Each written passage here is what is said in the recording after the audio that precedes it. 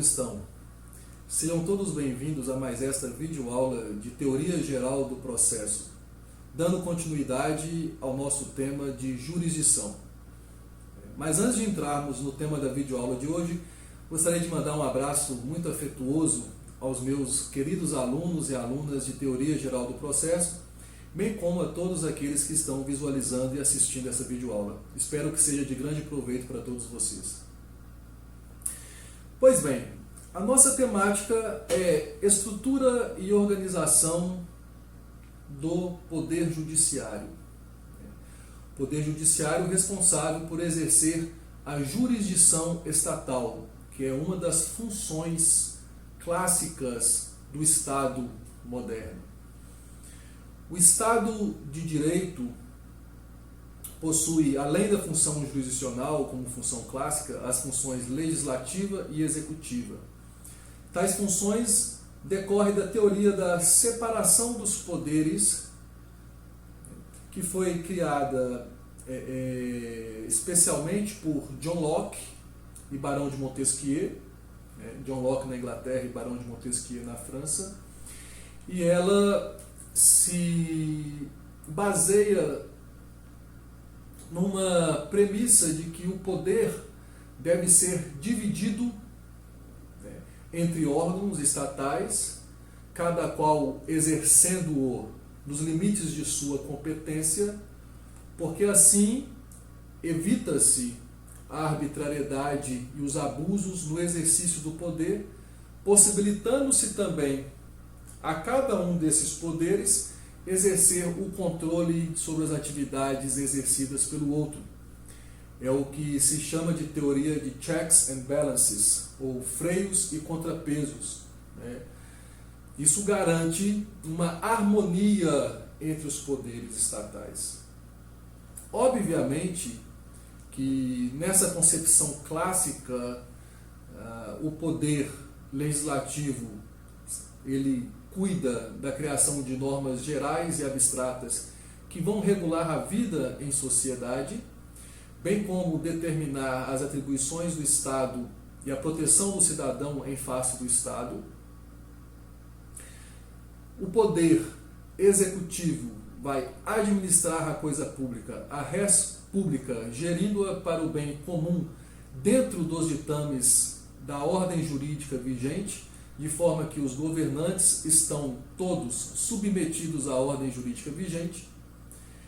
E o Poder Judiciário cuida da aplicação da lei aos casos concretos, resolvendo conflitos de interesses, fazendo com que a ordem jurídica seja respeitada, possibilitando-se assim uma vida social harmônica.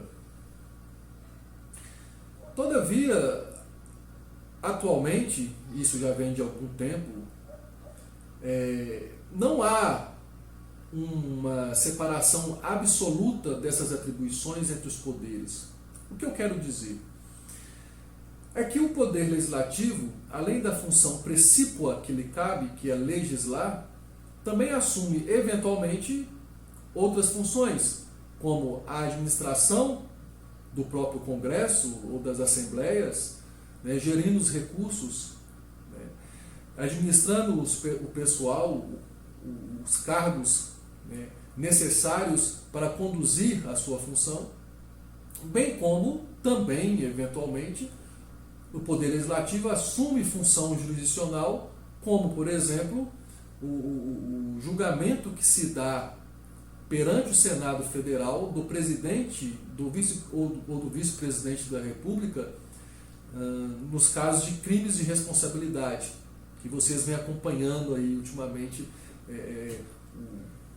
o famigerado termo do impeachment. E da mesma forma, o poder executivo não se limita a administrar. O poder executivo também assume função legislativa, como por exemplo na edição de medidas provisórias. E o Poder Judiciário também, além de administrar toda a sua estrutura e o seu corpo funcional, também edita normas a serem observadas no exercício de sua função, como por exemplo a edição dos regimentos internos dos tribunais que são de responsabilidade de cada tribunal, que vão estruturar e organizar o exercício das atribuições por esses tribunais. Pois bem, no que diz respeito à jurisdição estatal e à sua organização, as normas que serão aplicadas para organizar e estruturar o Poder Judiciário são normas, primeiramente, constitucionais, na nossa Constituição Federal.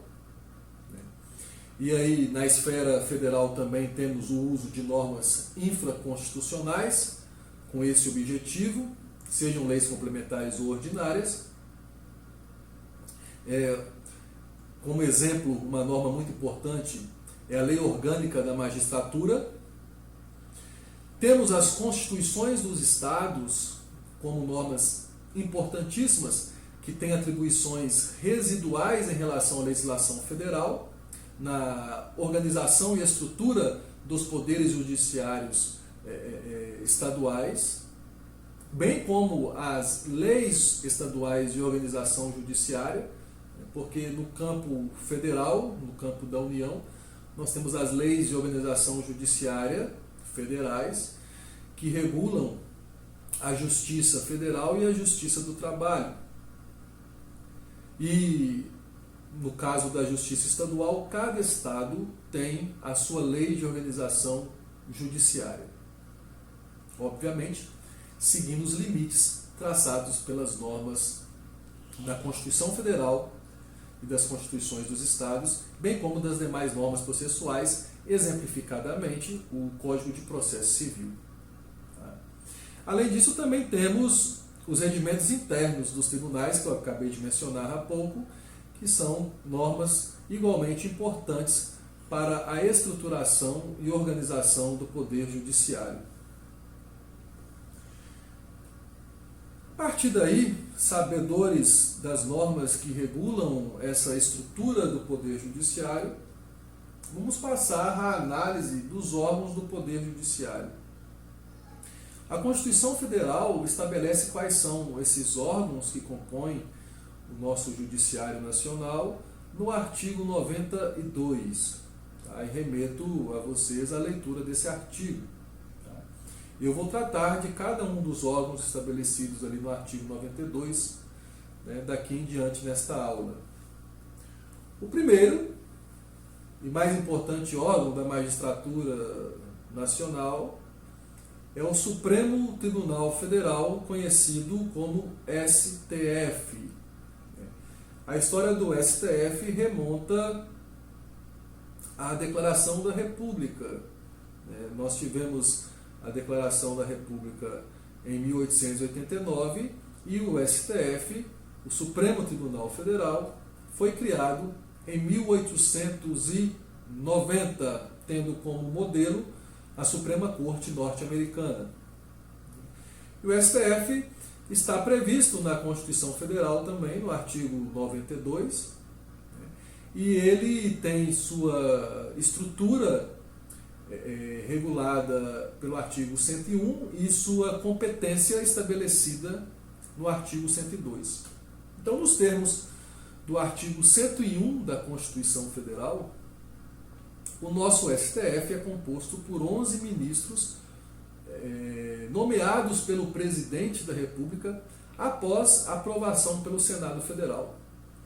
Então, o presidente da República tem a incumbência de escolher entre cidadãos brasileiros que tenham de 35 a 65 anos, uma pessoa de reputação ilibada e notório saber jurídico.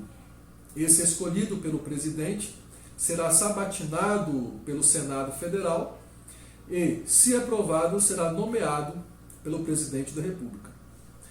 Temos que destacar que o presidente da República irá nomear ministro, havendo vaga de cargo no STF. Certo? Atualmente temos a previsão de uma saída próxima do ministro Celso de Mello, de forma que o atual presidente da República poderá nomear um ministro para o STF. A composição do STF, o conhecimento da composição do STF é importante para todos os juristas que queiram ter uma boa atuação. Inclusive, é ideal que os juristas conheçam o posicionamento dos ministros, principalmente naquelas questões de grande envergadura nacional, de grande importância. Como é do conhecimento, eu acho, dos senhores e senhoras e senhoritas que estão assistindo esta videoaula, o atual presidente do STF, agora neste ano de 2020, é o ministro Dias Toffoli, sendo o vice-presidente Luiz Fux. O decano, o ministro mais velho, que está próximo para sair, como eu disse, é o ministro Celso de Mello. Além desses, também temos na composição do STF o ministro Marco Aurélio de Mello, o ministro Gilmar Ferreira Mendes, o ministro Ricardo Lewandowski, Edson Fachin, Luiz Roberto Barroso, Alexandre de Moraes e, por último, mas com grande importância, a representação feminina no STF se dá pelas ministras Carmen Lúcia e pela ministra Rosa Weber. Bem, essa, portanto, é a composição atual do nosso Supremo Tribunal Federal, que tem como atribuição precípua a guarda da Constituição. Então, cabe ao STF, em última instância, dizer o sentido e teor da norma constitucional, de forma que a Constituição, o que está escrito na Constituição, não é letra morta, tem que haver uma interpretação, e essa interpretação final é dada pelo STF, dizendo, portanto, o sentido de cada norma constitucional. Daí a grande relevância desse órgão. Além das ações originárias do STF, previstas no artigo 102, inciso 1 da Constituição Federal, temos competências recursais desse órgão, que, embora sua diretriz primordial seja guardar a Constituição, ele também assume outras funções, outras competências. Tá? E temos as competências recursais estabelecidas no artigo 102, incisos 2 e 3 da Constituição Federal. O próximo órgão de nossa análise é o Conselho Nacional de Justiça, conhecido como CNJ, regulado pelo artigo 103b da Constituição, que foi incluído pela Emenda Constitucional número 45 de 2004, conhecida como Emenda de Reforma do Poder Judiciário. Então o CNJ ele tem uma existência bastante recente, então essa existência remonta de 2004, e basicamente o CNJ tem a função de analisar a administração financeira e administrativa do Poder Judiciário e exercer um controle sobre o Poder Judiciário, inclusive com atividade de correição, analisando denúncias e reclamações, por exemplo, apresentadas contra quaisquer magistrados. Isso cabe ao CNJ, Conselho Nacional de Justiça. Ele é composto por 15 membros, sendo 9 membros oriundos do Poder Judiciário, certo? Inclusive tendo como presidente o próprio presidente do Supremo Tribunal Federal. E nós temos ainda 2 membros que advêm do Ministério Público, 2 oriundos da advocacia, indicados pela OAB, e 2 cidadãos. O próximo órgão de nossa análise é o Superior Tribunal de Justiça, STJ. Então o STF ele é o guardião da Constituição e o STJ é o guardião da legislação infraconstitucional, mais especificamente da legislação comum, tudo aquilo que abrange a jurisdição criminal ou penal e a jurisdição civil, que é bastante ampla. Analisaremos isso mais adiante. O STJ é de uma criação bastante recente também em nossa ordem jurídica. Foi criado pela Constituição de 1988 e ele é composto por 33 ministros. A Constituição determina um mínimo de 33 ministros e que é a composição do STJ atual. Esses ministros são oriundos 1/3 da Justiça Federal, 1/3 da Justiça Estadual, né? São juízes que vão avançar, né, daquelas atribuições, daquelas funções na Justiça Federal para assumir o cargo no STJ, também por nomeação do Presidente da República, todos, certo? E além de ser 1/3 da composição por juízes da Justiça Federal de carreira, juízes da Justiça Estadual, nós temos 1/3 que decorre de representantes do Ministério Público ou advogados, né, que são apresentados em uma lista da sua origem, né, uma lista do Ministério Público e uma lista da OAB, dos advogados, né. Então, é uma composição bem diversificada aí do nosso Superior Tribunal de Justiça, né. Todos esses órgãos que eu mencionei até agora com sede na capital da República, né, no Distrito Federal, mais especificamente em Brasília, certo? A composição do STJ está regulada no artigo 104 da Constituição Federal e suas competências, sejam aquelas competências originárias de ações que têm que ser propostas diretamente no STJ ou aquelas competências recursais, né, para julgar recursos, estão previstas no artigo 105 da Constituição Federal. Avançando um pouco, nós temos os tribunais regionais federais e os juízes federais, cuja competência está regulada nos artigos 108 e 109 da Constituição Federal. Temos no Brasil a estruturação da Justiça Federal pela Lei 5.010 de 1966, certo? E a Lei 10.259 de 2001 ela cria e regula as atribuições e competências dos juizados especiais federais cíveis e criminais. Temos atualmente no Brasil a distribuição da Justiça Federal por 5 regiões. Então foram criadas 5 regiões da Justiça Federal. A primeira região, que é a correspondente ao TRF1, Tribunal Regional Federal da primeira região, é sediada em Brasília e abrange um grande número de estados, porque além de todos os estados do norte e do centro-oeste, também são incluídos na jurisdição do TRF1 alguns estados do Nordeste, 3, que são Piauí, Maranhão e Bahia, bem como o estado de Minas Gerais. A segunda região é do Tribunal Regional Federal, sediado no Rio de Janeiro, e o território dessa segunda região abrange os estados do Rio de Janeiro e do Espírito Santo.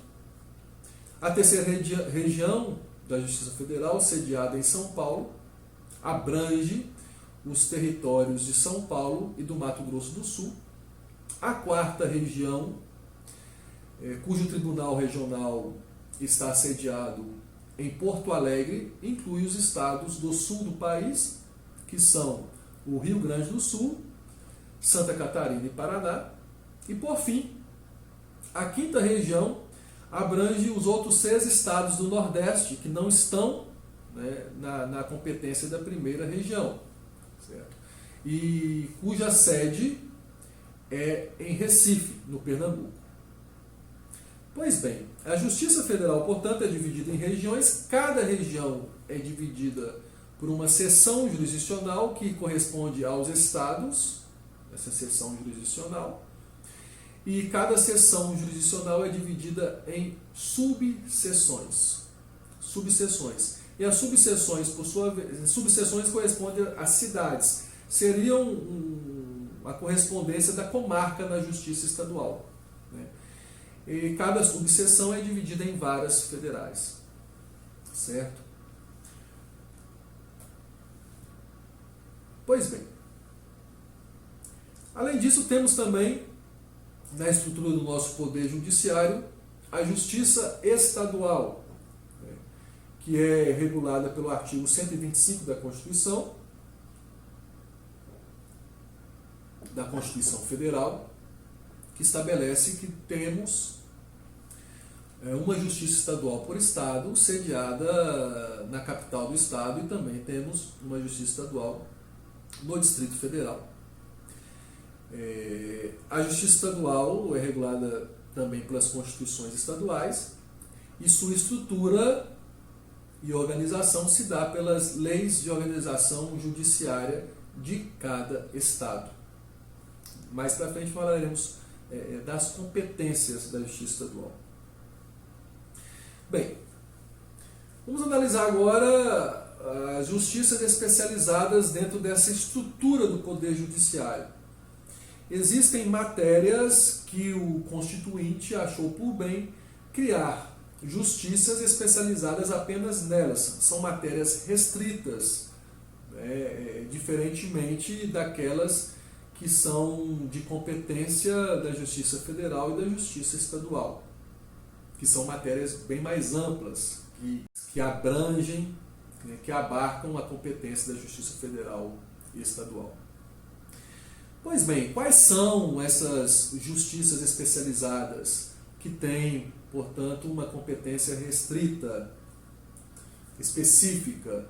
São a Justiça do Trabalho, cuja estrutura e composição é definida pelo artigo 111 da Constituição Federal, e a competência é estabelecida pelo artigo 114 da Constituição, certo?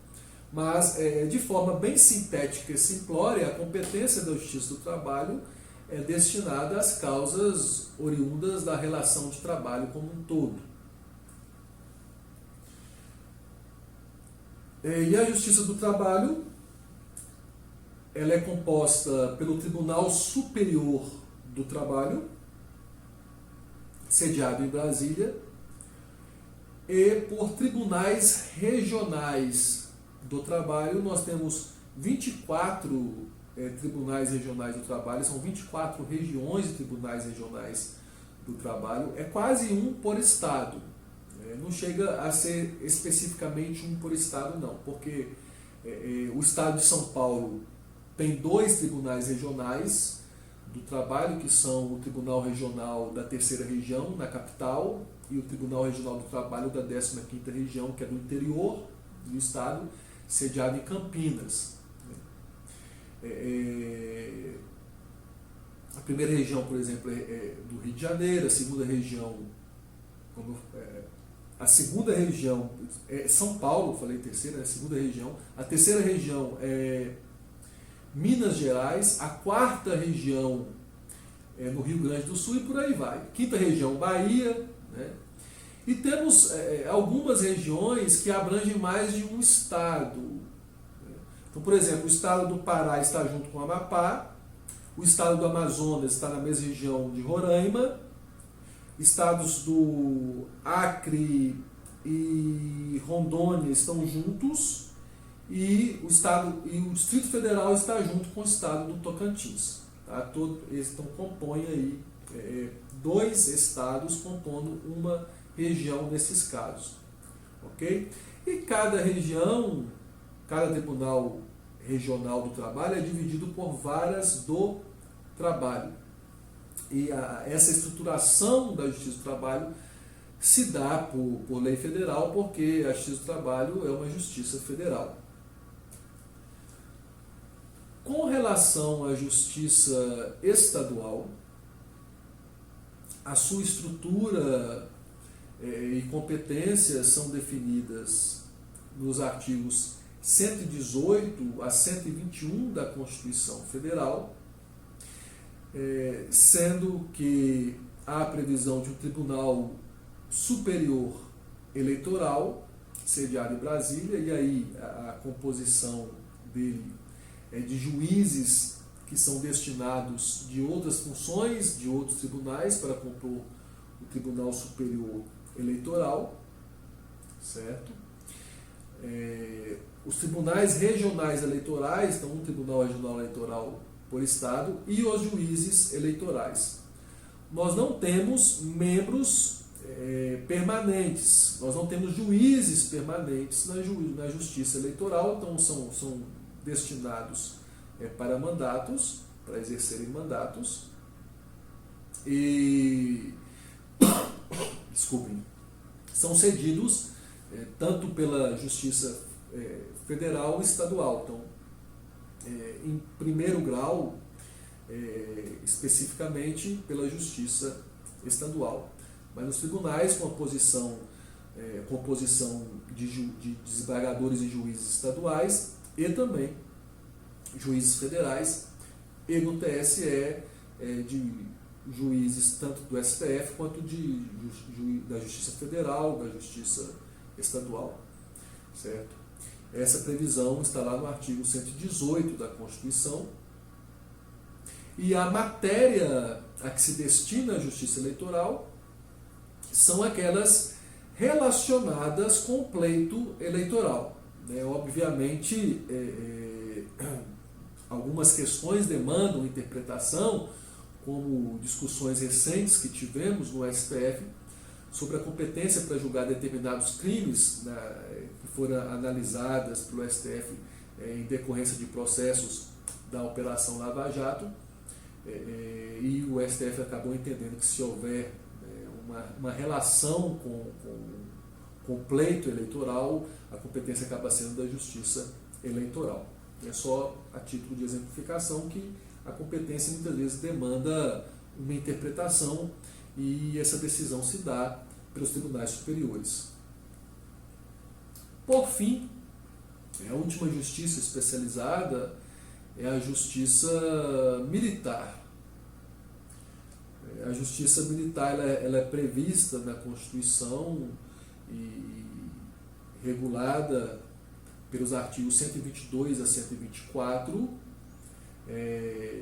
que prevê aí a Justiça Militar no âmbito da União, né? E lembrando também que no artigo 125 permite também aos estados criarem suas justiças militares, cujas atribuições serão destinadas aos juízes de direito e aos tribunais de justiça, mas naqueles estados em que tivemos um efetivo militar acima de 20 mil componentes, é possível que sejam criados tribunais militares nos estados. No campo da União, nós temos a previsão do Superior Tribunal de Justiça, dos tribunais militares e dos juízes militares. Certo? Pois bem, com relação à jurisdição, é importante trazermos uma classificação que eu separei para vocês, dentre outras classificações, porque existem classificações que a dividem, por exemplo, em jurisdição inferior e jurisdição superior, analisando essa questão de competência recursal, né? E uma classificação muito importante é a que divide a jurisdição em jurisdição comum e jurisdições especiais. É óbvio que a jurisdição dentro do território nacional é só uma, né? A jurisdição é una, a função jurisdicional é única, mas para termos uma otimização do seu exercício e operacionalização, ela é distribuída entre vários órgãos, como estamos vendo, cada qual exercendo a jurisdição no limite de sua competência. E é com base nessas competências, as matérias destinadas a cada órgão jurisdicional, que nós temos essa classificação que divide a jurisdição em jurisdição comum ou ordinária de um lado e jurisdições especiais de outro lado. Pois bem, jurisdições especiais nós já vimos quais são.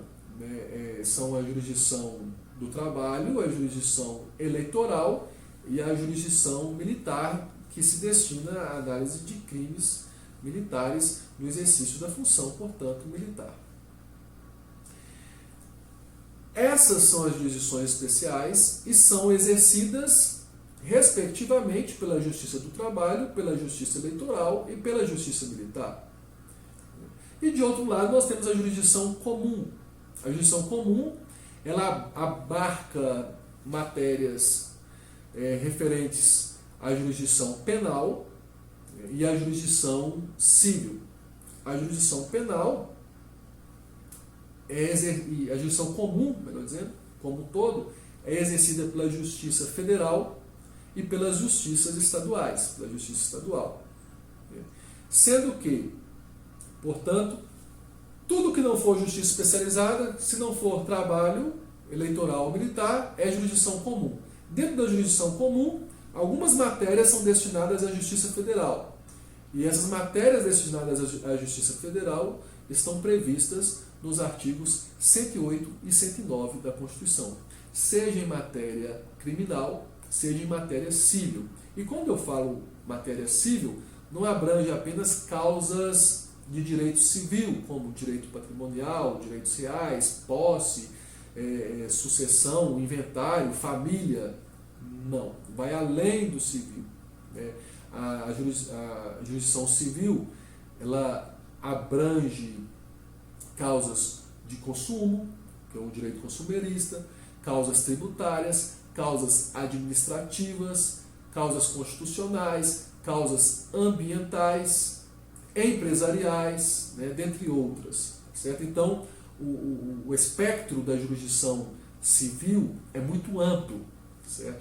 Então, tudo que não for jurisdição especial nem jurisdição criminal é jurisdição civil. Primeiro, tudo que não for jurisdição especial é jurisdição comum. Dentro da jurisdição comum, tudo que não for criminal é civil. E essa jurisdição comum ela é exercida pela Justiça Federal e pela Justiça Estadual, sendo que as causas destinadas à Justiça Federal estão delineadas nos artigos 108 e 109 da Constituição Federal, sejam de natureza civil, seja de natureza criminal. Sendo que as demais causas, o que sobra, portanto, a competência residual é da Justiça Estadual. A Justiça Estadual assume, portanto, uma competência muito mais ampla que as demais justiças. Ela abrange tudo aquilo que não for de competência das justiças estaduais e da Justiça Federal. Certo? E é algo muito mais amplo mesmo. Certo? De forma que o legislador, o constituinte, ele agiu bem ao assim fazer para evitar termos causas órfãs, de modo que fica fácil definir-se que se tal matéria não se destina a demais justiças, automaticamente a competência será da Justiça Estadual, por ser uma competência residual. Assim encerramos essa nossa videoaula sobre estrutura e organização do Poder Judiciário dentro deste nosso curso de Teoria Geral do Processo, nesse conteúdo que estamos vendo sobre jurisdição estatal. Espero que tenham gostado. Abraço a todos e até a nossa próxima videoaula.